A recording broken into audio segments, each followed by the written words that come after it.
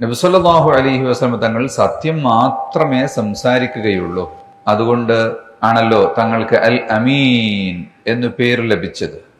40 വർഷം ഖുറൈശികൾക്കിടയിൽ ജീവിച്ച നബിതങ്ങൾ 40ാമത്തെ വയസ്സിൽ നുബുവത്ത് കിട്ടി കലിമത്തു തൗഹീദിന്റെ സന്ദേശം സമൂഹത്തിന് പറഞ്ഞു കൊടുക്കുമ്പോൾ അവിടെ ഒരു മുഖദ്ദിമയായി നബിതങ്ങൾ ചോദിച്ചു, റഅയ്തുകും ലൗ അഖ്ബർതുകും അന്ന ഖൈലൻ തഖ്റുജു മിൻ സഫ്ഹി ഹാദൽ ജബൽ.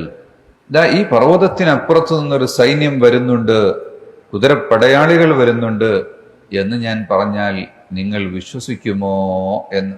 അകുന്തും മുസദ്ദിഖിയ്യ, നിങ്ങൾ എന്നെ വിശ്വസിക്കുമോ എന്ന്. അപ്പൊ അവര് പറഞ്ഞെന്താ?